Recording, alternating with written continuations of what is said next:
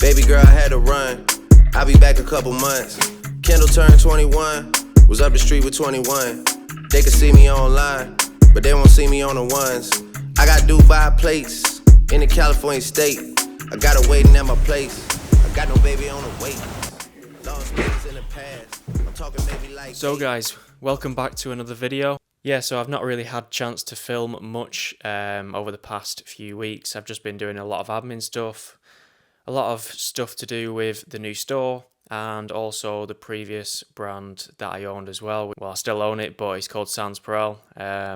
Yeah, just a lot of admin sort of stuff on that side to deal with due to the company situation. Yeah, sort of carry on from the last video. So in the last video, we started the new branded dropshipping store, and I was showing you a little bit about the processes of setting it up, and yeah, taking you through the journey so far. So far, we've started to see some results. So we've started to run some ads, and I'm going to take you through the process of, analysing them, what I'm looking at, and how we're actually scaling up this new branded dropshipping store. So been doing a lot of that. And we've also been helping some new clients with the manufacturing side. As you can see here to my left, just got loads of samples for different fabrics, and we're helping them with this process. So for those of you who don't know, if anyone's struggling to find a manufacturer for their clothing brand and they need help with that, then we offer a service which literally simplifies the whole process. So I own a men's fashion brand called Sans Perel, and we give them direct access to our factory. We help them with the onboarding process, and we help them from start all the way through to placing their first bulk order. And we hand out any tools and resources, tech packs. We discuss with the suppliers, so we help direct communication with them. And anything throughout that whole process of actually ordering your first bulk order of stock. So they're currently on with the samples. We're getting those made.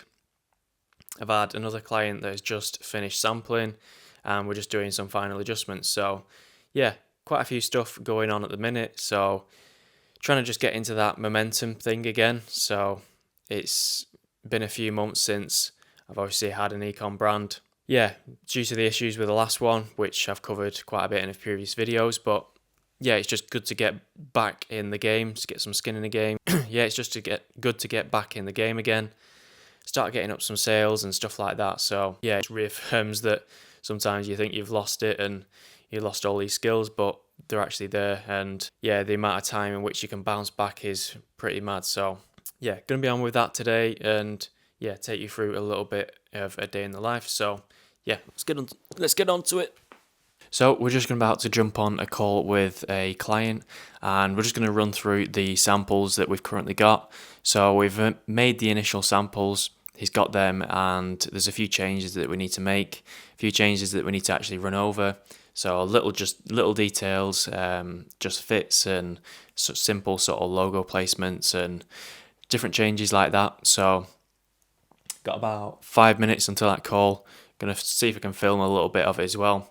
And going to go through that. How you doing, Samuel? You alright? Chris, I'm good, thanks. How are you? Yeah, great, thanks. How was your trip? So we'll just jump on to the samples. Do you have any samples with you at the minute, or? Yeah, I'm wearing one. You're wearing one? Alright. I may as well. I've got all of them. I'll show you, like the hoodies are spot on. Hoodies are spot on. Right, okay. Yeah, I want the jumper, but... what we can do is, I could actually get him to do a number of different print styles for you on like a little swatch, and then you can actually see for yourself which one actually you like best. I don't need another take. 40 got house on the lake. I ain't know we had a lake. She complaining how I'm late. I ain't know it was a date. See me in person first thing they say, I know you need a break. Hell no, I feel great. Ready now, why wait? Like the kids from a rose, I could be the one to see. So just finished up a call with a potential client, and call went well. He's wanting to start his own brand, wanting to start off dropshipping and then turn it into a brand. So that's exactly what I can help him with, and yeah, going to send him some more details on exactly what we can offer and how we can help him. So a lot of different back and forth between different things at the moment. So obviously there's the two seven figures, and then any clients with sort of one-to-one consultancy, stuff like that, and then also the branded dropshipping store. So drilling a few there, and then yeah, just in the meantime while I sort out this stuff with the brand. So I'm just going to send some new stuff to some clients and going to show you exactly what I were sending off. Now this is just a sort of like a manufacturer's contact guide, and it shows exactly what you should be putting in the tech packs, and yeah, how you should put that across to the manufacturers. So I'm going to show you this in the computer now and show you exactly what we put across to the factory when we come to ordering and placing these samples. So if you can see this here, just like a bit of an overview. This is just a sample one. See, we've got the overview, the sizes, any sort of details we have on the pockets, as you can see here. And yeah, just details like this, color swatches, what sort of material it is, the inside neck labels, swing tags, and all that sort of stuff. So it just gives the new client a sort of guide what to put in there, and yeah, it just makes the whole process a little bit easier and smoother. So we get them to do this over the next sort of few days once they've onboarded, and yeah, once we have all that information, we'll then go directly to the manufacturers and start discussing. Straight, I got my 23s lace. It's a marathon, not a sprint, but I still gotta win a race. Yeah. So a couple of days ago, I put out an Instagram story to see if anyone in my network actually knew about sort of share structures and the sort of implications of like buyouts and yeah, just different sort of roles within that sort of area. And lucky enough, a guy called Ben reached out. We've been following each other for a while, and he's been successful with his companies, and it was just good to learn a little bit more about this, make sure I go over this subject and make sure I know the ins and outs of everything before I actually commit to making a decision. So yeah, it was just good to jump on a call and find a little bit more about this, and yeah, because it's not really a subject that I'm well versed on. So, and I've been in that situation, right? It does change your mentality. yeah. But sometimes you have to do things for the big picture. The heads of terms are probably going to be very vague. The likelihood is the shareholders agreement is going to detail everything you need to know. The share classes, that's an important factor. So I'm just going to take you into my new branded dropshipping store. We're going to hop into the computer and show you what the store's looking at, and a little bit inside the ads manager as well. So bear in mind, this is a brand new dropshipping store. The numbers are very, very small. But yeah, just showing you the process, and yeah, it's a brand new store, so just bear that in mind. So guys, I wanted to just do a little bit of an update of where things are at currently with this new branded dropshipping store and what we're currently looking at. So today we have done our biggest day so far, but this is just an update on the store, what we're actually looking at, and some of the data, and how I'm actually going about changing a few of these details to fully optimize all of our Facebook ads. So as you can see today, we have spent £152 and got back 348 for a 2.29 ROAS. Now, some of this metrics isn't fully covered in this because, as you know, Facebook doesn't track 100% of the actual attributed purchases. So if you just head over into the Shopify, I'm just going to refresh this, and it's going to show you the sales for today. So far we're on £531. The conversion rate has increased today slightly. It was below 1. So we're just experimenting with different things at the moment to try and keep on increasing this conversion rate, because we ideally want to be slightly above this. I mean, if you're making profit, you're making profit, but we want to try and increase that conversion rate as much as possible. And in this video, I'm going to be showing you a number of different things and what you can actually do to your site to actually increase that and help get the most out of your Facebook ads. So as we can see here, £152 spent so far today, so it's not been too bad. We've been testing the new flexible ads. It's just named dynamic testing in here, and we've let that run for probably over a week now. And in the beginning it got some decent results, but then it started flatlining. There was like a few days where it didn't get many results at all, but then it's picked back up again. And yesterday we hardly got any purchases, and the cost per result was probably around, I think it was around £80 or £90, which is way too high. But today it's just dropped back down to $14.99. That's what we're averaging at the moment. So if I just jump in here and just show you what I've actually been doing to actually help increase these results that we're getting back off our Facebook ads.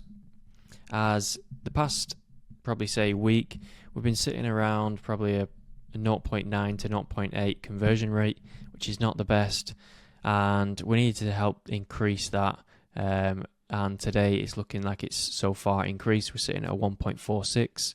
So something has actually worked. So there's a number of different things that we have tried. Now, the first thing is adding social proof to the website. We did have some small little things, but we've actually gone really deep into this.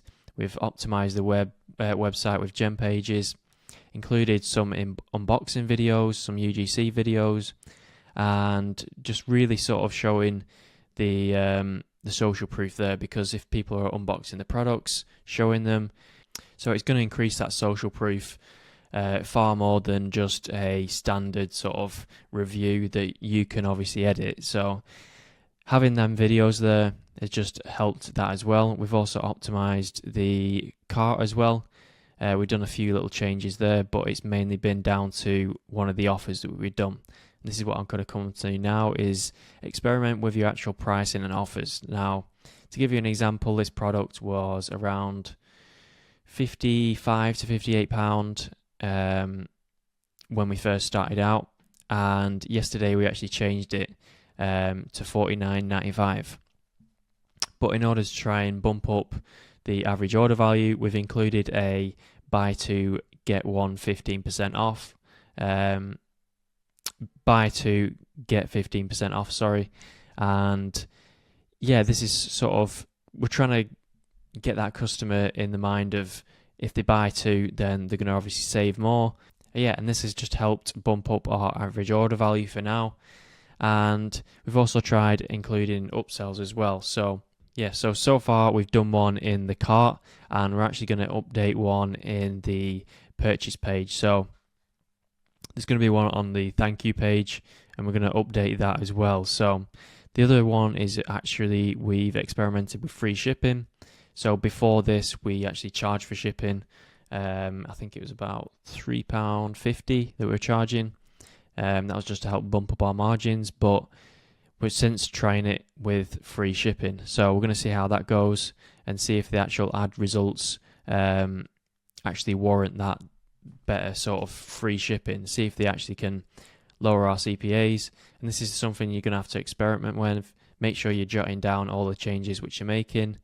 And say if you are changing a few changes like this, once it does start to work, try implementing something back in, say with the shipping, maybe add a shipping charge, and then just test it. Make sure it's just one variable, test it, and then see how you go on for the next few days and analyze those results. And then you can go off one of these tests, see if it does work or not. Maybe it doesn't, but also look at your sort of advertising costs and how has it decreased the actual CPAs, and if it has, by how much, and does that warrant the actual the £3.50 shipping costs. So there's a number of different things which you have to factor in. And yeah, the other thing is actually emails as well. So making sure we're fully optimizing our email flows and getting the most from our Facebook ad data as well, because while it is very important over the Facebook ad side, it's also extremely important with this as well, because this all ties into your Facebook ad results. So we're making sure we have all the abandoned cart emails set up, the abandoned checkout emails, and welcome emails, upsell emails for when they actually purchase. We'll give them a discount after that. Say we'll do probably like 15 or 20% off if you order within the next 24 hours. Then we're just always trying to bump up that lifetime order value, the lifetime average order value. So that's just another way in which you can obviously help your conversion rates. And this is just something that I'm going to be implementing. I've implemented a lot of these things, but also we do need to implement some after sale upsells and just things like that. So that's something I'm going to be getting on with over the next few days. And I'm going to be testing out that, see how it actually performs, and see if we can get more results. So at the start of the video, you probably saw me sort of sharing the sort of dropshipping store updates, where it's currently at. Now, that is store number 1. I've also started store number 2. Now, I don't want to do too much, but I saw an opportunity that I just really wanted to take, and I saw it doing well in another country, but saw their actually ads weren't actually targeting within other countries. Now, if it's doing well in one country, but there's no ads running in certain countries, then that is sort of angle and opportunity that which you could actually jump on. Now, I saw this opportunity. I made the store within 2 days, I think. So custom built the store, just used, I think it was the Sensei theme, and then put gem pages over the top as an external app to fully customize it. And we've had our first sale a couple of days ago, and now we're starting to build up some momentum on that store. It's just an opportunity that I saw and I just wanted to take. Now, I want to see where this store actually gets to. It's a pretty interesting product. I've never sort of sold anything like this before, so it's going to require some sort of different angles. My sort of stores have always been in the fashion space, so it's just good for me to try out this. Getting first couple sales within the first couple days of opening the store, which is pretty good going. So the CPAs on that are looking very nice. They're looking quite cheap. So we're getting a good ROAS on there. So there's a good opportunity there to scale as well. So we're just going to be taking that one steady and then scaling that up over time. I don't want to go in too much, but we're also talking with some suppliers for that product. I'm trying to see if my agent can source that product, because now we're just buying it from the dropshipping suppliers, but we haven't actually got an agent in place to sort and fulfill all that. We want to get better shipping times. We want to source better quality products. So I'm just going to go ahead and try and communicate with my agent to see if they can actually find that product. Maybe if we can get a better quality, I'm going to try and order the product to my house as well. And just to shoot content with, send it out to people to shoot content with. But at the very sort of beginning, the way we got our sales was using sort of not directly ripping content, but going to TikTok, YouTube, all that sort of stuff, clipping certain aspects, and then using a AI voiceover. Now, I would only advise you to do this right in the beginning to test the actual concept of the product. I would always advise you to get your own content and stuff like that. But during the initial sort of testing phase, when you're trying to sort of validate something without actually going ahead, wasting a bunch of time ordering products, that's when I'd say like ripping content is not necessarily ethical, but it's like, it's okay to validate that product. Now, I haven't sort of directly ripped an ad with the full sort of thing. It's just taken like little snippets of certain things and then pieced them together with other content that I found on the internet. Now, It's a good video. It's converting quite well off the first sort of video. We did a very good hook at the start.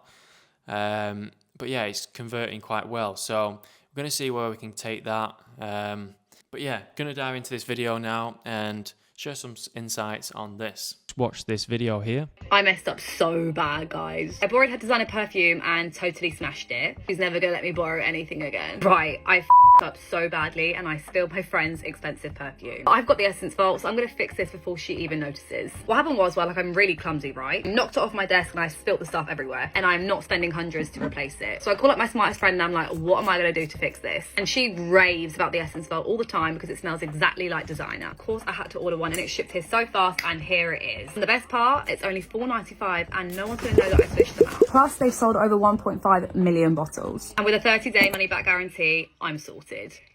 So this is what I'll call like a really good sort of killer ad.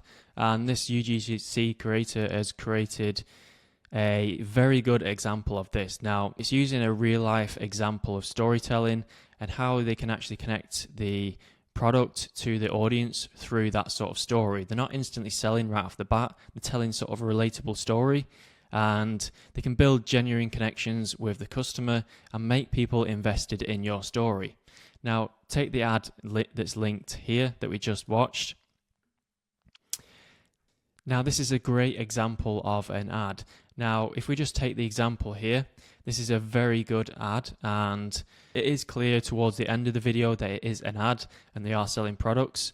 But for the majority of the video, it's actually the woman here is telling a sort of personal and relatable story, and the creator grabs the attention within the first 3 seconds of this video. She makes it relatable. You can see within the actual hook here is "I messed up so bad, guys." Now, if you're just scrolling through, say, Instagram, TikTok, or anything like that, you're going to be inclined to at least watch the first 3 seconds. It also like taps into the consumer psychology. Like, consumers are very much so drawn to negative information. It's just how our brains are wired, and it's always like for us to focus on potential threats or problems and such a negative emotions like this. And you can actually use this within your ad examples, such as anger, fear, or provoke a stronger, they actually provoke a stronger and more immediate reaction than actual positive ones. So they've done really well in this, and it's a great ad, and I would recommend doing something like this if you're working with UGC creators. Then ask them, script something like this.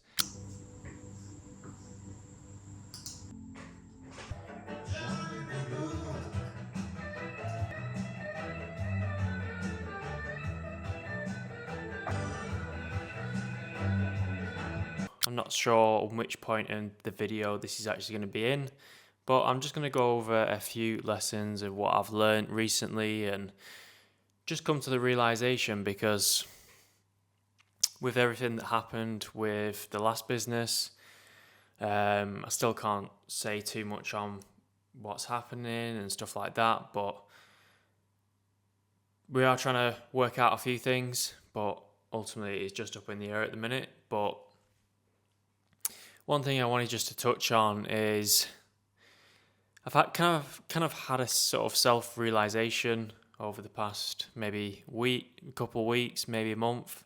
Yeah, I can't actually do this all by myself, and if I am going to go to that next step now, I do probably need help with getting to that next stage, because while I have taken 3 brands to that 7-figure mark, multiple 7 figures, but I haven't been able to touch to that next stage, that £10 million mark and stuff like that. So it's kind of like reflecting on what's gone wrong in the past and whether having certain people in would have stopped that from happening or just advised me to do certain things differently. Obviously, I've learnt my lessons now with quite a few things, and I think it also takes a change of approach as well, like, because as an entrepreneur and as you develop through your business, you also have to change yourself. So when you first, just to give an example, like when you first start out, I was watching a podcast the other day, and I think Ben Francis was talking about it as well. It's like, it's basically you kicking and screaming and trying to get this business off the ground, and basically taking zero no's for an answer, and then trying to just get it to the next step, and taking a lot of high risks and stuff that could potentially put the brand under, but because you're such at a low stage, and you have to take those risks to try and get it off the ground. But there comes to a stage where those next risks need to be calculated, and it's like you can't be doing the same stuff of what got you from 0 to 1 to then from 1 to 10. It takes a completely different it takes a completely different person for you to change as well. So I've kind of been just having a bit of a realization of that, and also the fact of owning the business 100% myself. It's like, maybe I'm starting to realize it, and just having the thought of letting someone else have a little bit of a share of the pie. If we can obviously make the business bigger, it ultimately has a bigger impact for everyone involved. So I don't just want a small business that I have 100% of, but ultimately is worth a lot lower than what it could be if I maybe say we split it 50% and we get that to get the brand to the next level. So yeah, just kind of having a realization of that, to be honest, and sort of trying to figure out where I want to go next, and how I'm going to get there as well is just as important. But yeah, what you've got to realize, guys, if any of you watching that were going from 0 to 1 or anything like that, is that you do have to do those things to get from 0 to 1, but ultimately as the owner of the business, you then have to change later on. And that change, it was very hard having the lessons of not changing and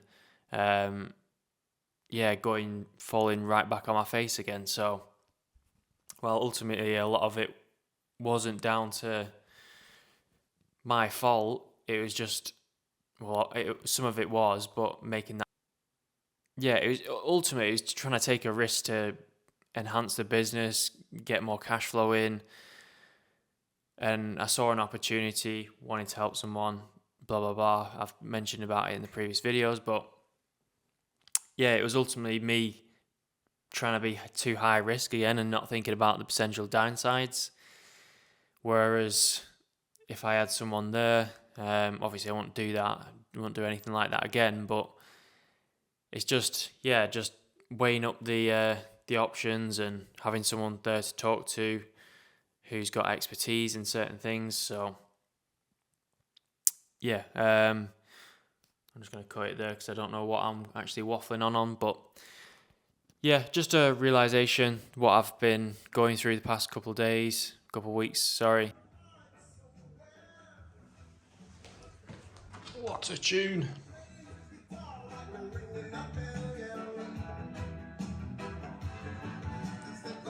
Go Johnny. Johnny, be good tonight. Yeah. Go Johnny.